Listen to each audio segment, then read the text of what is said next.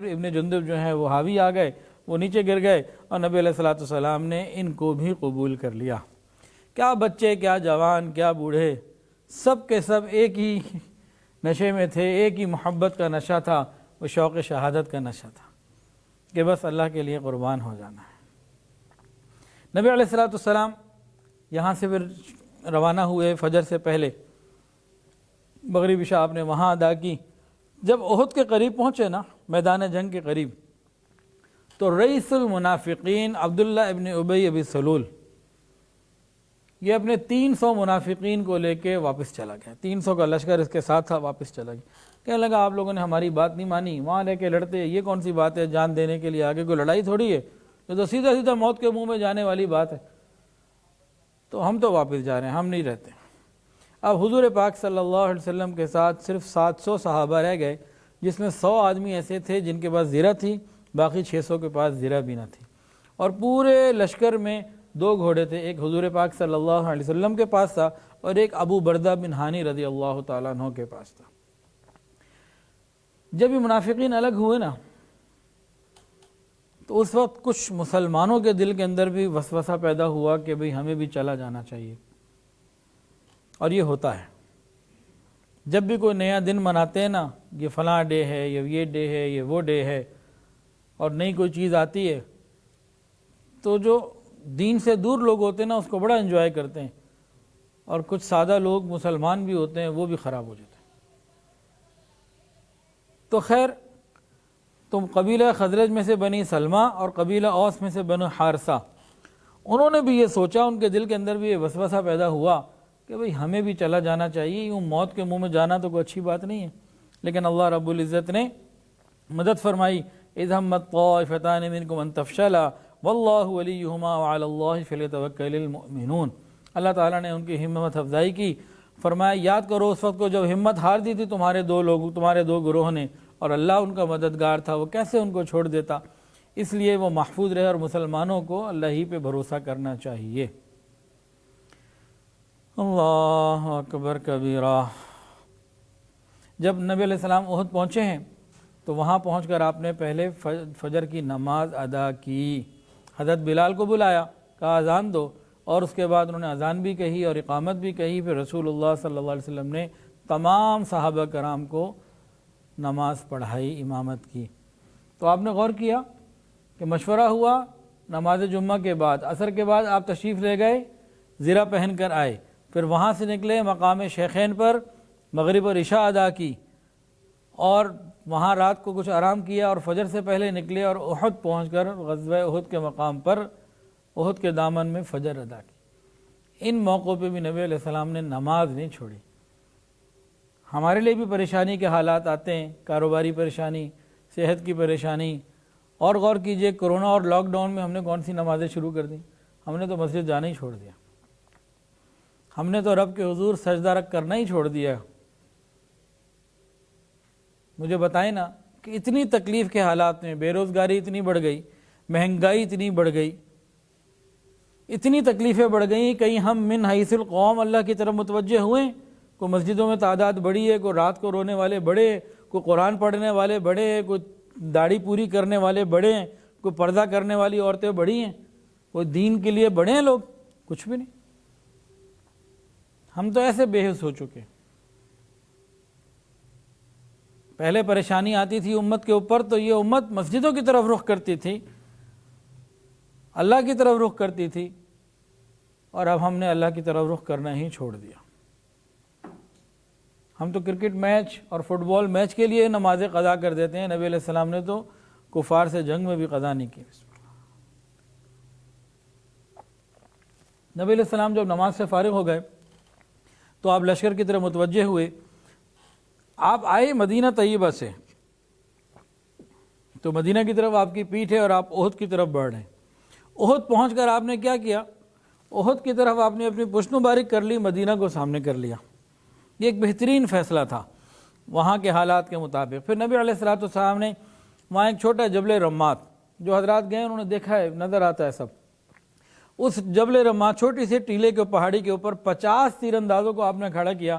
حضرت عبداللہ ابن جبیر رضی اللہ تعالیٰ عنہ کو اس کا امیر بنایا۔ اس کے بعد آپ نے لشکر کی پوری ترتیب دی۔ ادھر قریش کا جو لشکر تھا یہ پہلے ہی پہنچ چکا تھا، 3000 کی تعداد تھی، 700 لوگ زیرہ پوش تھے، مسلمانوں کی تعداد ٹوٹل 700، ان کی تعداد 3000، مسلمانوں کے پاس 100 زیرہ والے، ان کے پاس 700 زیرہ والے، مسلمانوں کے پاس 2 گھوڑے، ان کے پاس 200 گھوڑے، اور ساتھ 3000 اونٹ، اور عورتیں، گانا بجانا، ساری چیزیں الگ۔ تو قریش نے غزوہ بدر کے موقع پہ دیکھ لیا تھا کہ حضور صلی اللہ علیہ وسلم نے باقاعدہ لشکر کی ترتیب بنائی، یہ رائٹ پہ ہیں گے، یہ لیفٹ سائڈ پہ ہیں، یہ پچھلا ونگ ہے، پوری ایک ترتیب بنائی۔ قریش تو ان چیزوں سے جاہل تھے، پتہ ہی نہیں تھا۔ نبی علیہ السلام نے دنیا کو یہ کانسیپٹ دیا تو انہوں نے بھی اپنے لشکر کی ترتیب کچھ بنائی۔ تو انہوں نے اپنے میمنہ پر خالد بن ولید کو، میسرہ پر اکرمہ ابن ابی جہل کو، اور پیادوں پر صفوان ابن امیہ کو، اس طرح مختلف بڑوں کو مختلف پوزیشنیں دے کے اپنے لشکروں کے حصے بنا کے، یہ تیر اندازوں کا ہے اور یہ فلاں کا ہے۔ تو ابو عامر غزوہ احد میں کافروں کی طرف سے آیا، اور یہ کہتا یہ تھا کہ جیسے ہی قبیلہ اوس کے لوگ مجھے دیکھیں گے وہ سارے حضور کو چھوڑ کے میرے پاس آ جائیں گے۔ وہ اس سوچ اور نیت کے ساتھ نکلا، اور کفار مکہ کو کہہ کے نکلا کہ جی ایسے میرے ساتھ ہوگا۔ اب یہ اسی زعم میں تھا کہ میں آؤں گا، یہ مجھے دیکھیں گے اور سارے میرے پیچھے آ جائیں گے حضور کو چھوڑ کے۔ اب اس نے آگے کہا قبیلہ اوس کو باقاعدہ آواز، یا معشر الاوس انا ابو عامر، اے اوس کے لوگوں میں ابو عامر ہوں۔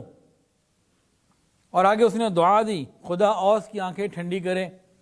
جیسے ہی صحابہ کرام جو اوس والے تھے انہوں نے سنا، اے خدا کے فاسق اور نافرمان، اللہ تیری آنکھ کبھی ٹھنڈی نہ کرے۔ یہ اپنے آپ کو راہب، لوگ اس کو راہب کہتے تھے، نبی علیہ السلام نے اس کو فاسق کہا تھا، یہ تو فاسق ہے۔ تو صحابہ نے بھی کہا، اے فاسق اور نافرمان، خدا کبھی تیری آنکھیں ٹھنڈی نہ کرے۔ ابو عامر کو جب یہ دندان شکن جواب ملا نا تو غائب و خاسر ہوا، شرمندہ، تو اس لیے داڑھی کٹوا دینی چاہیے، رکھنی نہیں چاہیے۔ انہوں نے فرمایا کہ تم اپنے سارے دانت بھی توڑوا دو، جس طرح داڑھی تم نے ساری کٹوا دی ہے تو دانت بھی سارے توڑوا دو۔ جب بچہ پیدا ہوتا ہے تو اس کے دانت بھی نہیں ہوتے، تو وہ بھی ضروری نہیں ہے، اس دلیل کے تحت تو بھی دانت کی بھی کوئی ضرورت نہیں ہے۔ تو وہ بھی دندان شکن جواب تھا۔ ابھی ابو عامر بھی دندان شکن جواب لے کے واپس ہوا، کہنے لگا میری قوم ہی بدل گئی۔ اس کے بعد مشرکین مکہ میں جو ان کا علم بردار تھا طلحہ ابن ابی طلحہ، یہ آیا اور اس نے للکار کر ایک زبردست تانا دیا مسلمانوں کو۔ آج کے مسلمان پریشان ہو جاتے ہیں کافروں کے تانوں سے، مرعوب ہو کے ایسے فضول باتیں کرتے ہیں کسی طریقے سے کہ وہ ہمیں تانا نہ دیں۔ اسلام کی حقانیت کو پیش کرنے کے بجائے بعض چیزوں کو چھپاتے ہیں۔ کافروں کا تو کام ہمیشہ سے یہی رہا ہے۔ اس نے آگے پتہ ہے کیا کہا؟ مسلمان یہی کہتے تھے نا، مسلمان ہمارا عقیدہ تو یہی ہے کہ کافر کی تلوار سے مسلمان اگر شہید ہو جائے تو کدھر جائے گا جی؟ جنت۔ اور مسلمان کی تلوار سے کافر مر جائے تو وہ جہنم جائے گا۔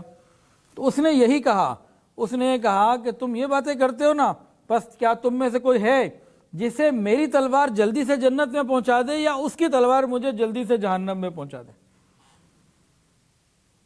یعنی اس نے طنز کیا، تانا دیا۔ تو بہرحال حضرت علی رضی اللہ تعالیٰ آگے آئے اور اس کے تلوار ماری تو اس کے اسی وہ پاؤں کٹ گیا، وہ منہ کے بل گرا اور شلوار کھل گئی، سطر کھل گیا۔ حضرت علی رضی اللہ عنہ کو شرم آئی، وہ پیچھے ہٹ گئے۔ نبی علیہ السلام نے پوچھا کیا ہوا، کیوں پیچھے ہٹ گئے؟ کہا کہ اس کے تو اس طرح کپڑے کھل گئے تو اس لیے میں پیچھے ہٹ گیا۔ پھر خیر حضرت علی رضی اللہ عنہ آگے بڑھے اور اس کو مارا تو اس کے سر کے 2 ٹکڑے ہو گئے۔ مسلمان حیا والا ہوتا ہے، وہ کہیں بھی ہو۔ یہ حیا عین میدان جنگ میں بھی، اس موقع پر بھی حیا والے نے اپنی آنکھوں کو پیچھے کیا۔ کاش ہمیں یہ حیا کی صفت مل جائے۔ جب وہ مر گیا تو حضور صلی اللہ علیہ وسلم خوش ہوئے، اللہ اکبر کا نعرہ لگا، اور ادھر سے مسلمانوں نے بھی اللہ اکبر کا نعرہ لگایا۔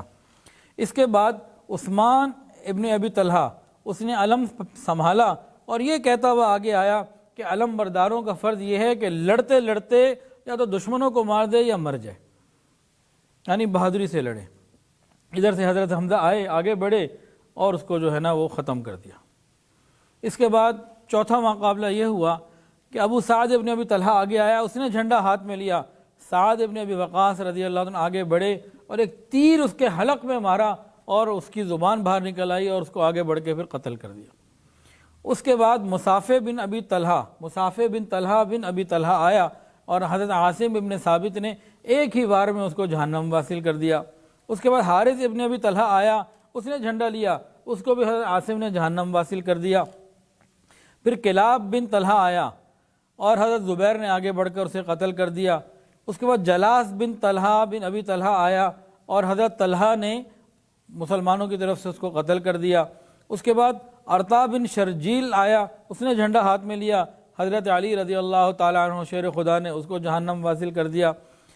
اس کے بعد شریف بن قارث آگے بڑھا تو آنن فانن اس کو قتل کر دیا گیا، قاتل کا نام معلوم نہ ہو سکا۔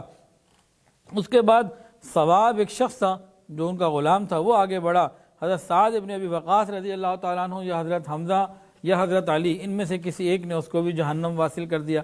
اس طریقے سے کرتے کرتے قریش کے 22 سردار جو ہیں نا وہ مارے گئے۔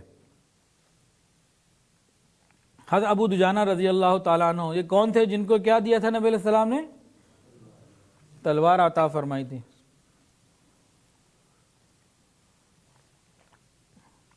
یہ ایک شجاع تھے، انہوں نے لال رنگ کا سرخ عمامہ پہنا، سر پر باندھا اور اکڑتے ہوئے جناب میدان میں نکلے اور کہتے ہیں میں وہی ہوں جس سے میرے دوست یعنی حضور نے عہد لیا ہے، جس کی محبت میرے رگ اور رگ کے اندر اتر چکی ہے، اور جب ہم قریب تھے پہاڑ کے دامن میں تھے انہوں نے مجھ سے عہد لیا ہے، وہ عہد یہ ہے کہ میں کبھی پیچھے والی صف میں کھڑا نہیں ہوں گا اور اللہ کے رسول کی تلوار سے اللہ اور اس کے رسول کے دشمنوں کو مارتا رہوں گا۔ نبی علیہ السلام نے جن کو اکڑتے ہوئے دیکھا نا تو فرمایا کہ اللہ کو یہ بات پسند تو نہیں ہے اتنا اکڑ کے چلنا، لیکن اس ماحول میں اس وقت چلنا یہ اللہ کو بڑا پسند ہے۔ اس کے بعد حضرت ابو دجانہ رضی اللہ جدھر جاتے صفوں کو چیر جاتے تھے، جو سامنے آتا بس اس کی لاش زمین پہ ہوتی تھی۔ نبی علیہ السلام کی تلوار ان کے ہاتھ میں تھی، جو سامنے آتا قتل کر دیا جاتا، حتیٰ کہ حضرت ابو سفیان رضی اللہ عنہ جو اس وقت کافروں کی طرف سے سردار تھے، ان کی بیوی ہند جو تھی وہ سامنے آ گئی، اور یہ بہت آسانی سے اس کے 2 ٹکڑے کر سکتے تھے، لیکن ان کو خیال آیا کہ حضور صلی اللہ علیہ وسلم کی تلوار ہے جو ایک مرد کو ملی ہے، ایک مرد کو زیبہ نہیں دیتا کہ ایک عورت جس کے پاس تلوار بھی نہ ہو اس کو قتل کرے اور پھر نبی کی تلوار سے قتل کرے، کو چھوڑ دیا۔ مسلمان حیا والا بھی ہوتا ہے، اخلاق والا بھی ہوتا ہے۔ اتنے عالم میں جس وقت ایک جذبہ ہوتا ہے، غصہ ہوتا ہے اور ایک انسان ایک رو میں بہہ رہا ہوتا ہے، اس وقت بھی اپنے اوپر اتنا کنٹرول، یہ سمجھنے والی باتیں ہیں۔ یہ پوائنٹ ان کو ہائی لائٹ کیا جاتا ہے کس لیے کہ ہم لوگ جب غصے میں آتے ہیں تو آپے سے باہر ہو جاتے ہیں،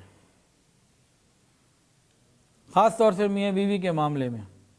مرد حضرات جب گھر میں داخل ہوتے ہیں تو ان کا معاملہ اور ہوتا ہے، گھر کے باہر اور ہوتا ہے۔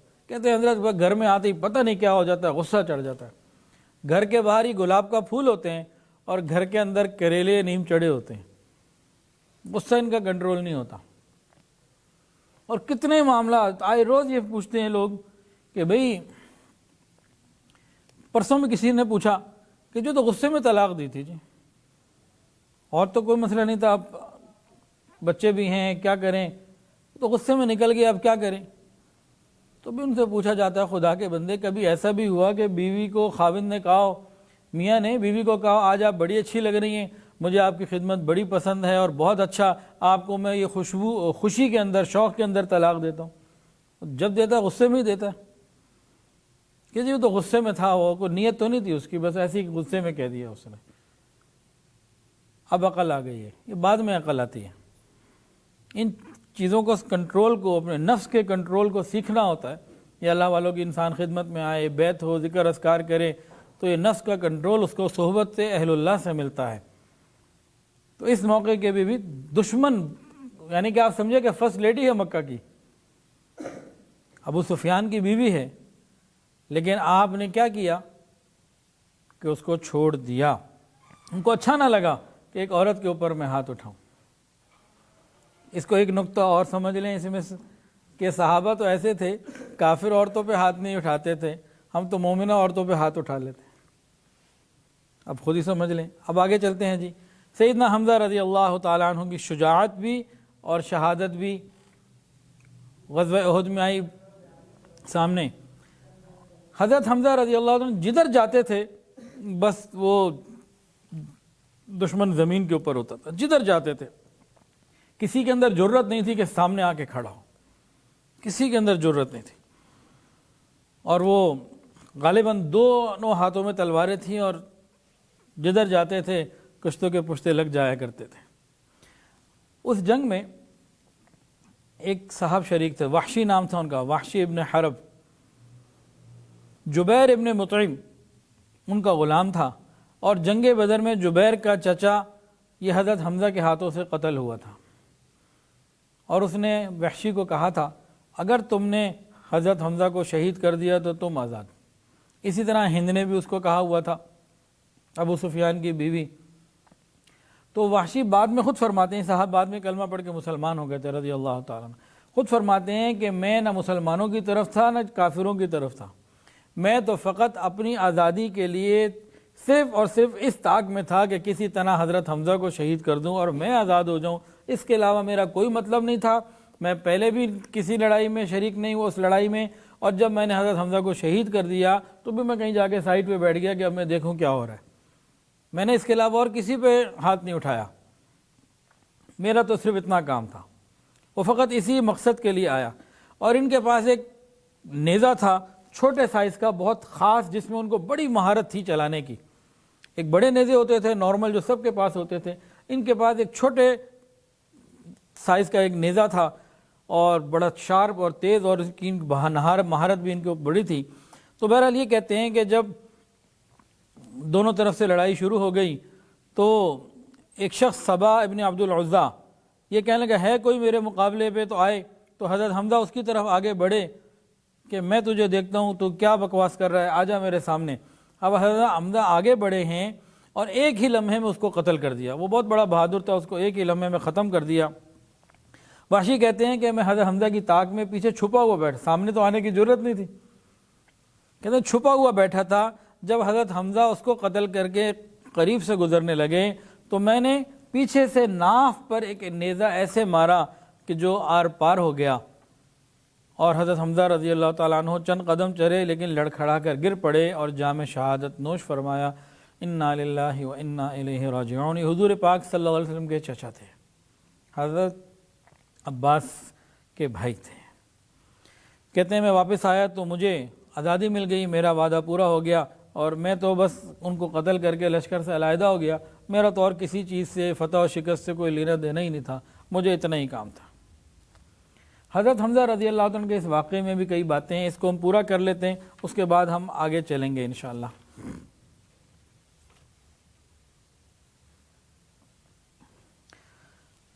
فتح مکہ کے بعد حضرت حمزہ رضی اللہ عنہ مسلمانوں کی فتح مکہ کے بعد حضرت حمزہ رضی اللہ تعالی عنہ بارگاہ رسالت میں تشریف لائے اور آ کر کلمہ پڑھ کے مسلمان ہو گئے۔ نبی علیہ السلام نے جب ان کو دیکھا اور کافروں نے صحابہ نے بھی کہا کہ یہ تو آپ کے چچا کا قاتل ہے، نبی علیہ السلام نے فرمایا چھوڑ دو اس کو، ایک شخص کا مسلمان ہو جانا میرے نزدیک 1000 کافروں کے قتل سے بھی بہتر ہے۔ نبی علیہ السلام نے وحشی سے کہا، فرمایا کہ حضرت حمزہ کے قتل کا ذرا واقعہ تو بیان کرو۔ اب انہوں نے بڑی شرمندگی سے ندامت کے ساتھ پورا واقعہ بیان کیا۔ نبی علیہ السلام کی باریک آنکھوں میں آنسو بھی تھے۔ بہرحال وحشی نے اسلام کو قبول کیا۔ رسول اللہ صلی اللہ علیہ وسلم نے ارشاد فرمایا، وحشی میرے سامنے زیادہ نہ آیا کرو، میرے سامنے نہ آیا کرو، چچا کی یاد آ جاتی۔ تو حضرت وحشی جب نبی علیہ السلام کی خدمت میں مجلس میں آتے تو پیچھے بیٹھتے تھے۔ اللہ اکبر کبیرہ۔ تو حضرت وحشی رضی اللہ عنہ کو اس بات کی بڑی ندامت تھی کہ میں نے خیر الناس حضرت حمزہ سید الشہداء کو شہید کیا۔ وہ چاہتے تھے، اللہ سے مانگتے تھے، یا اللہ مجھ سے کوئی ایسا کام کروا دے جو اس کی مکافات ہو جائے، بدلہ ہو جائے۔ پھر کیا ہوا؟ نبی علیہ السلام کے پردہ فرما جانے کے بعد مسیلمہ کذاب کو، جس نے نبوت کا جھوٹا دعویٰ کیا تھا، رسول اللہ صلی اللہ علیہ وسلم نے فرمایا انا خاتم النبیین لا نبی بعدی او کما قال علیہ الصلوۃ والسلام، میں آخری نبی ہوں، میرے بعد کوئی نبی نہیں۔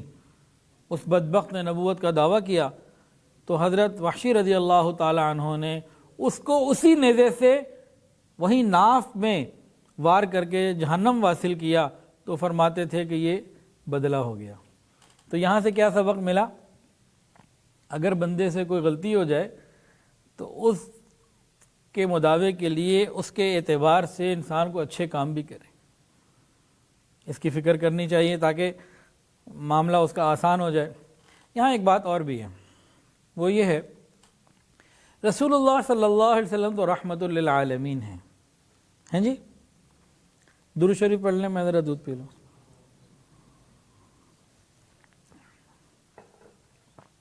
بدھ والے دن جب آیا کرے نا تو سیرت کی مجلس میں ذرا درود شریف راستے میں پڑھتے ہوئے آیا کریں، جاتے ہوئے بھی پڑھ لیا کریں۔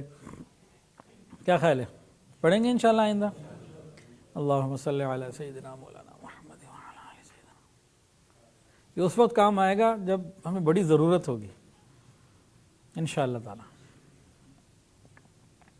نبی علیہ السلام نے حضرت واشی سے کیا فرمایا؟ رحمت العالمین نے سامنے نہ آیا کرو، پرانی کوئی بات یاد آ جائے گی، حضرت حمزہ کا واقعہ، غم تازہ ہو جائے گا۔ یہاں سے نا ایک میرا بڑا مسئلہ حل ہوا تھا۔ وہ مسئلہ کیسے اور کیا تھا؟ رمضان کے اعتبار سے کچھ بیانات چل رہے تھے تو شب قدر کا ذکر آیا، اور اس میں صحیح حدیث میں موجود ہے کہ اگر کسی کے دل میں کینہ ہے تو اس کی مغفرت نہیں ہوگی۔ شب قدر میں بھی اس کی مغفرت نہیں ہوگی جس کے دل میں کسی کے لیے کینہ ہے۔ یہ میں نے بیان کیا، حدیث بتائی، پھر اس کو تفصیل کھولا، اللہ نے دل میں ایک بات ڈالی تھی وہ کھولی میں نے، وہ کسی کتاب میں نہ پڑھی تھی۔ اللہ مدد فرماتے ہیں۔ تو میں نے لوگوں سے سوال کیا کہ ابھی بتاؤ، دنیا میں نا اگر ہم لوگوں کو 3 قسم کے اس پر تقسیم کریں تو ایک لوگ تو وہ ہیں جن سے ہمارا کوئی لینا دینا نہیں، وہ ہمیں نہیں جانتے اور ہم ان کو نہیں جانتے، ان کے لیے تو کینہ دل میں ہو ہی نہیں سکتا۔ دوسرے وہ لوگ ہیں جنہوں نے ہمیشہ ہمارے ساتھ اچھا کیا، ہمارے ویل وشر ہیں، ان کے لیے بھی کینہ نہیں ہو سکتا۔ تیسرے وہ ہیں جنہوں نے ہمارے ساتھ برا کیا، جان بوجھ کے کیا، جیسے بھی کیا، ہمارے ساتھ بہت برا کیا، تو کینہ تو پھر انہی کے ساتھ ہوگا اگر ہوگا تو، پہلے 2 کے ساتھ تو ہو نہیں سکتا۔ تو معلوم یہ ہوا کینہ ہوگا ہی ان کے ساتھ جو ہمارے ساتھ برا کریں۔ شریعت کہتی ہے دیکھو تم نے کینہ نہیں رکھنا، اب وہ کر رہا ہے برا، شریعت کہتی ہے تم کینہ نہ رکھو، تو ہے نا کام۔ تو شریعت چاہتی ہے دلوں میں محبتیں ہوں۔ تو مجھے نا ایک میری محرم خاتون ہے، یہ ساری بات سن کے انہوں نے مجھے ایک سوال پوچھا۔ میں کہا ابراہیم، مسئلہ یہ ہے کہ بعض ہمارے رشتہ دار ایسے ہیں، انہوں نے اتنی تکلیفیں دی ہیں، کچھ سمجھ میں مجھے نہیں آتا کہ میں کیا کروں، روتی ہوں راتوں کو، اور اتنی تکلیفیں انہوں نے مجھے دی ہیں، میری اولاد کو دی ہیں۔ اب میں معاف بھی کر چکی ہوں، تمہارا یہ بیان بھی سنا، اور لیکن جب وہ سامنے آتے ہیں نا تو پھر مجھے بہت ساری باتیں یاد آ جاتی ہیں، تکلیف ہوتی ہے، غم ہوتا ہے، اور ایک کیفیت پیدا ہوتی ہے۔ کیا یہ کیفیت کینہ ہے؟ اگر یہ کینہ ہے تو پھر نہ میری روزہ، نہ عبادت، نہ کچھ، میرا تو معاملہ بڑا خراب، کہ کینے والے کو سیدھا کہہ دیا شب قدر میں مغفرت نہیں ہوگی، تو میں کدھر جاؤں؟ اور ساتھ کہنے لگیں کہ جی میں نے ان کو معاف بھی کر دیا ہے، ان کو میں کبھی کھانا پکا کے بھی بھیج دیتی ہوں، ان کے لیے دعائیں بھی کرتی ہوں، میں نے ان کو بالکل معاف کر دیا، قیامت کے دن مجھے ان سے کوئی بدلہ نہیں لینا۔ تو عمل میرا یہ ہے، لیکن جب سامنے آ جائیں تو دل کے اندر ایک کیفیت پیدا ہوتی ہے، تو اس کیفیت سے تو میں پھر پریشان ہوں کہ جس کے دل میں کینہ اس کی مغفرت نہیں ہوتی، تو میں اب کیا کروں، میرا کیا بنے گا؟ خیر میں نے ان کو فون پہ بات ہو رہی تھی، میں نے کہا آپ فکر نہ کریں، جو آپ کا عمل ہے نا یہ سنت کے مطابق ہے، اور انشاءاللہ آپ پریشان نہ ہوں۔ لیکن دل جو ہے نا وہ ذرا پریشان تھا کہ اس کا کوئی بہت اچھا جواب جس سے بالکل تسلی ہو جائے۔ تو قدرتاً ان دنوں کی بات ہے، میں مطالعہ کر رہا تھا، کرتے کرتے یہ بات سامنے آ گئی، یہ حدیث، کہ حضرت وحشی رضی اللہ تعالی عنہ کو رسول اللہ صلی اللہ علیہ وسلم نے ارشاد فرمایا کہ سامنے نہ آیا کرو، چچا کی یاد آ جاتی ہے۔ یہ کیا ہے؟ یہ بشری تقاضا ہے۔ پھر میں نے ان کو فون کیا، میں نے کہا جناب آپ فکر نہ کریں، آپ کی وہ کیفیت اس عمل کے ساتھ یہ بہترین ہے، اور حدیث کے اندر یہ دلیل موجود ہے، آپ کو بالکل پریشان ہونے کی ضرورت نہیں ہے، اس کیفیت کا نام کینہ نہیں ہے جس کے ساتھ وہ عمل ہے، یہ بشری تقاضا ہے، اس کو کینہ نہیں کر سکتے، کہ حدیث میں یہ بات موجود ہے۔ تو یہ مسئلہ وہاں سے حل ہوا۔ اب آخری واقعہ ذکر کر لیتے ہیں، اس کے بعد پھر جو اس لڑائی کا پانسا بدل رہا ہے نا، وہ ہم انشاءاللہ اگلی بدھ کو کریں گے۔ ایک صحابی ہیں حضرت حنظلہ رضی اللہ تعالی عنہ، ان کا کوئی لقب اگر بتا دے تو 100 روپے انعام۔ حضرت حنظلہ رضی اللہ عنہ شہید ہوئے تھے غزوہ احد میں۔ لقب بتائیں نا، غسل کیا ہوتا ہے؟ غسل تو لقب نہیں ہوتا۔ ملائکہ، ہاں غسیل الملائکہ، چلیں جی 100 روپے ان کے ہو گئے، بابا جی کے 100 روپے دے دیں گے انشاءاللہ۔ تو غسیل الملائکہ ان کا کیا تھا؟ یہ بیٹے تھے ابو عامر فاسق کے، جو کہتا تھا نا میں راہب ہوں اور میں جاؤں گا سارے میرے پاس آ جائیں گے، نبی حضور پاک صلی اللہ علیہ وسلم کو چھوڑ کے سارے میرے پاس آ جائیں گے۔ یہ ان کے بیٹے تھے، یہ مسلمان تھے، اور جناب ان کا مقابلہ ابو سفیان سے ہو گیا، اور حضرت حنظلہ رضی اللہ عنہ دوڑ کر ابو سفیان کی طرف گئے کہ ابھی ماریں، قتل کریں، کام ختم کریں۔ پیچھے سے شداد ابن اسود آیا اور ایک وار کیا جس سے حضرت حنظلہ شہید ہو گئے۔ نبی علیہ السلام نے فرمایا کہ میں نے فرشتوں کو دیکھا کہ حنظلہ کو بادل کے پانی سے غسل دے رہے ہیں، چاندی کے برتنوں میں، چاندی کے برتنوں میں پانی ہے جو وہ بادلوں سے لے کر آئے اور حنظلہ کو غسل دے رہے ہیں۔ اب یہ ذرا الگ بات تھی کہ بھئی غسل کیوں دے رہے ہیں؟ تو ان کی بیوی سے پوچھوایا گیا کہ بھئی حضرت حنظلہ کے ساتھ یہ واقعہ پیش ہوا جو باقی شہداء کے ساتھ تو کبھی نہیں ہوا، نہ بدر میں ہوا نہ آج ہوا، تو یہ کیا ہے؟ انہوں نے کہا کہ یہ رات کو ملاقات ہوئی تھی اور انہوں نے غسل نہیں کیا تھا، اور ادھر سے آواز آ گئی تھی کہ جانا ہے، تو یہ شوق شہادت میں فوراً ہی نکل پڑے، اور لڑتے لڑتے حتیٰ کہ پیچھے سے دشمن نے وار کیا شہید ہو گئے۔ تو یہ ان کا خاص اعزاز تھا، اکرام تھا کہ فرشتوں نے ان کو غسل دیا کہ وہ جنابت کی کیفیت میں تھے۔ یہ ان کا ایک خاص مقام ہے غسیل الملائکہ۔ اور جس روز وہ شہید ہوئے، جس دن، اسی رات ان کی بیگم نے ایک خواب دیکھا۔ خواب یہ دیکھا کہ آسمان کا ایک دروازہ کھلا، حضرت حنظلہ یعنی ان کے شوہر اس میں داخل ہوئے دروازے کے اندر، اور وہ دروازہ مکمل بند ہو گیا۔ تو ان کو یقین ہو گیا تھا کہ کل یہ شہید ہو جائیں گے، ان کا وقت قریب آ گیا ہے، اس قسم کا ان کو یقین ہو گیا تھا کہ اب حضرت حنظلہ کا وقت قریب آ گیا، آسمان کے دروازے ان کے لیے کھل چکے ہیں، اب ان کی واپسی شاید نہ ہو، اور پھر وہ اگلے دن شہید بھی ہو گئے۔ لڑائی ختم ہونے کے بعد جب ان کی لاش تلاش کی گئی تو سر سے پانی ٹپکتا تھا جو فرشتوں نے غسل دیا تھا۔ تو مسلمانوں کے ان دلیرانہ اور جانبازانہ حملوں کی وجہ سے قریش کے پاؤں اکھڑ گئے، جس طرح بدر میں اکھڑے تھے، ادھر ادھر بھاگنے لگے اور پشت دکھا کے دوڑ لگائی، عورتیں بھی پریشان بدحواس ہو کے پہاڑوں کی طرف بھاگنے لگیں، اور مسلمانوں نے جب غور کیا، دیکھا کہ یہ بھاگ رہے ہیں، تو مسلمانوں نے مال غنیمت کو جمع کرنا شروع کیا، اور اپنے جو شہید تھے اور جو باقی تھے سارے نظام کو انہوں نے وائنڈ اپ کرنے کی طرف چل پڑے، اور کافر سارے بھاگ گئے تھے۔ ادھر 50 لوگوں کا ایک دستہ تھا جس کو نبی علیہ السلام نے فرمایا تھا اگر کوے بھی ہمیں اچک لینا تم نے نہیں جگہ چھوڑنی، ہمیں شکست ہو جائے تو نہیں چھوڑنی، فتح ہو جائے تو نہیں چھوڑنی، تم نے نہیں ہلنا۔ تو وہاں آپس میں مسلمانوں کا رائے کا اختلاف آ گیا، اور پھر اس کے بعد جنگ کا پانسا پلٹا۔ اس میں اور بہت ساری چیزیں سیکھنے کی ہیں، سمجھنے کی ہیں، عبرت کی ہیں، اپنے عقیدے کو اور اپنے عمل کو ٹھیک کرنے کی ہیں۔ انشاءاللہ وہ واقعہ اگلی بدھ کو انشاءاللہ شام کو 7 سے 8 بیان ہوگا۔ وآخر دعوانا ان الحمدللہ رب العالمین۔ توبہ کے کلمات پڑھ لیجئے، کوئی بیعت ہونا چاہے تو بیعت کی نیت بھی کر سکتا، ساتھ ساتھ پڑھ لیجئے۔ بسم اللہ الرحمن الرحیم، لا الہ الا اللہ محمد رسول اللہ، اشہد ان لا الہ الا اللہ واشہد ان محمد عبدہ ورسولہ، استغفر اللہ ربی من كل ذنب وأتوب إليه أستغفر الله ربي من كل ذنب وأتوب إليه أستغفر الله ربي من كل ذنب وأتوب إليه برحمتك يا أرحم الراحمين. دعا کر لیجیے. الحمدللہ رب العالمین صلی اللہ علی النبی الامی الکریم.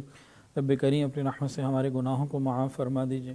تمام حاضرین کی تمام دلی نیک جائز حاجات کو پورا فرما. یا اللہ ہمیں حضور پاک صلی اللہ علیہ وسلم کی سچی محبت اور کامل اتباع کی توفیق عطا فرما. یا الہ العالمین ہم سب کو رزق حلال آسان فراخ اور بابرکت عطا فرما. حرام اور مشتبہ سے محفوظ فرما. ہماری پریشانیوں اور غموں اور دکھوں کو دور فرما. اللہ جو صاحب اولاد ہیں ان کی اولادوں کو نیکوکار فرما. والدین کی آنکھوں کی ٹھنڈک بنا. متقیوں کا امام بنا. اللہ اولاد کی خوشیاں عطا فرما. اولاد کے غموں سے محفوظ فرما. یا اللہ بہت سارے لوگوں نے دعاؤں کے لیے کہا اور جو کہنا چاہتے تھے نہیں کہہ پائے، اور وہ لوگ جن کا حق ہے کہ ان کے لیے دعائیں کرتے رہا کریں، رب کریم سب کے لیے خیر کے فیصلے فرما. وصلی اللہ تعالی علی خیر خلق سیدنا محمد وعلی آلہ وصحبہ.